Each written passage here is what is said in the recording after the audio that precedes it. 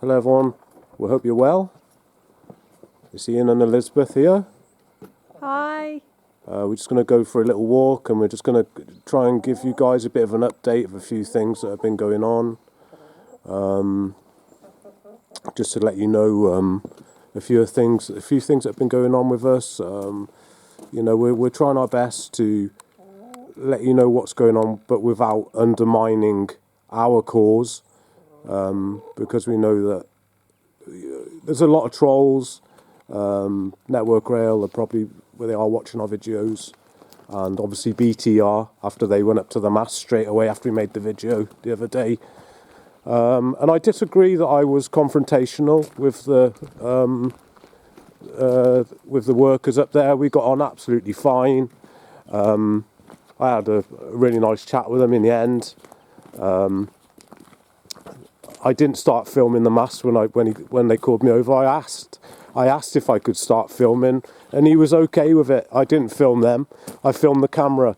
So there's a lot of trolls trolling about the mast, and they're just all sticking to. They're all just sticking to the camera and trying to say that I said that I own the land. You know, they're pathetic, really. I absolutely do not own that land where the mast is on, and I didn't say that. But there's no point even getting into it with the trolls, because they're always just trying to find something to pick and strain at. And now this is done with, which they were so sure about, professing themselves to be wise, they became as fools.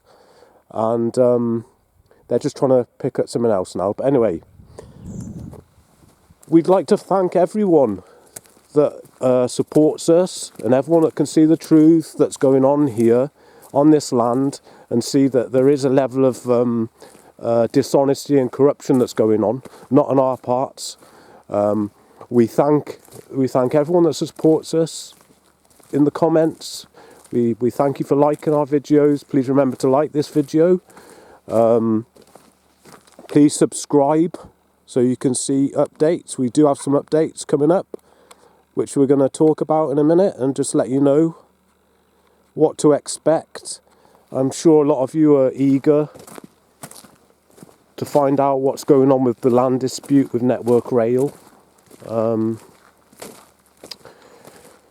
So, as I say, we are trying to be cautious. You know, we're not about to start talking about what legal advice we've had or anything like that. We're not about to start being foolish and uploading onto YouTube, are we, Liz? No, we've got to be sensible. But at the same time, you know, it's our intention to be as open and transparent as we can by publishing these videos, to keep everybody who's supporting us updated with the proceedings that are ongoing at the moment. But if I can just remind some of the trolls that have been targeting us, that it's us that have brought the case against Network Rail, not the other way round. Yeah, that's correct. That's right. So we're going to be making a couple of videos. Hopefully next week, is it, Liz? We'll make these videos. Yeah, we'll try our best next week. So we'll just give you a bit of a indication of what we're going to talk about in the videos that we make next week. So when did Scotrail contact us? Was that a week or two ago? Was it? Oh. It's probably coming up to probably about 3 to 4 weeks now. That's not that long, is it? Yeah, oh, it's coming up to about three, okay. certainly 3, 4 Well, weeks. we've got the email, the dates on the email anyway. So we were contacted by Scotrail, first by phone and by email, and basically Scotrail said to us that Network Rail told Scotrail to contact us to ask our permission to come onto our driveway and come onto our land, didn't they, after everything that's going on. And we're still in court with Network Rail. Network Rail is still opposing that we own our driveway. But just a couple of weeks ago, they told they told Scotrail to contact us to see if we'd give them permission to come onto our driveway and onto our land. Which is pretty crazy, really, isn't it, Liz? Yeah, we were really surprised. Actually, it was only Scotrail contacted us by phone only a few days after the hearing, which was on the 20th of September, the first hearing in the court case. It's only a few days after that, Ian. Yeah, that's right. That's how soon it was. I said to him on the phone, I said, you know, how bizarre I found it that we're talking to him about this, and you know, I said to him that Network Rail is saying that they own our driveway and they sent BTP to arrest us for aggravated trespass on our driveway, and Network Rail are telling you, Scotrail, to phone us up to ask for our permission to come onto the driveway. It's unbelievable, isn't it? Yeah, and only a few days before, Network Rail solicitors had stood up in court claiming that Network Rail owned our driveway, and then, as we say, they're then telling Scotrail to call us to ask for our permission to come onto our driveway. Yeah. So it's absolutely crazy. I said to the guy from Scotrail, I said to him, are you willing to pay an access agreement? And he said, yeah, whatever it takes. So there we go. That's a little bit of news for you. And I don't, you know, we'll decide what we're going to actually... No doubt the trolls are going to probably say, oh, you know, it's not true and all that. We've got the phone call recorded, we've got the email, and, you know, we don't owe anything to the trolls. Everything we've said so far has all come to pass, and, you know, we appreciate the people that support us, and the people that know us by now know that we're not making this up. So what were you going to say, Liz? Oh yeah, just before we finish with that information about Scotrail ringing us, just so they know, those who are following us and supporting us, that because we've got a case ongoing, obviously it was prudent for us not to allow access, because obviously that could potentially have undermined our cause. So, that's right. So we've got an ongoing case, so it just wouldn't be appropriate to be allowing access when when the land ownership position hasn't been resolved. So we basically just said we said to Scotrail that you know, we'd seek advice before making any decisions like that. So temporarily we're not allowing them to do that. Great river. Yeah, full of trout.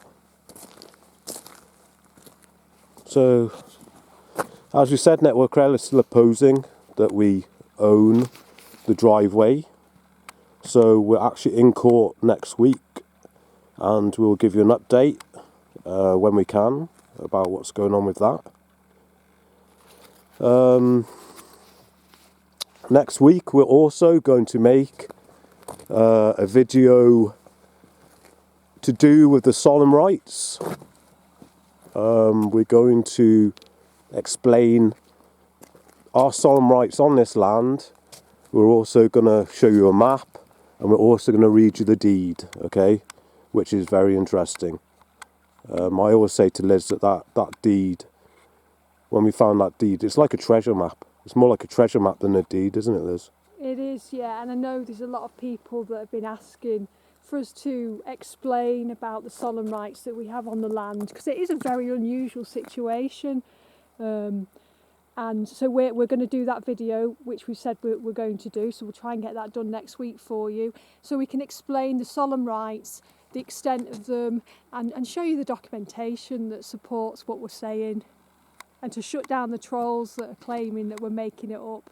So we'll get that out to you next week, hopefully. Yeah, we're going to read the deed out to you. Also, we're going to make a video on Network Rail's defective title, isn't it, Liz? And we're going to talk about that a little bit and how that relates to what they're saying. That's right. As you know, Network Rail are claiming to own our driveway, and they're claiming to own land here at Outlebreck, and we just want to go through their title to show followers that it's actually a defective title. But we'll go through that again, and we'll highlight where it's defective and why, in our position, it's not a valid title. Yeah. So we're sorry I haven't been able to give you any updates up to now, but we have got you in mind. We appreciate your support. Sorry if the videos were a bit boring with the helicopter and with the mast, but we needed to document it, especially with what's been said against us in court. I was very surprised that they got BT and EE engineers out here so quickly. They obviously panicked about it, didn't they, Liz? Yeah, that's it. As soon as that video went up that the warning lights weren't working on the mast, that were out here within 2 days. So that they're clearly, you know, EE, Network Rail and others are monitoring our channel. And that's it. So thank you very much, everyone that supported us. Please like the video, please subscribe, and we'll keep you updated. We will. You take care. Thank you. Bye. Bye-bye. Bye.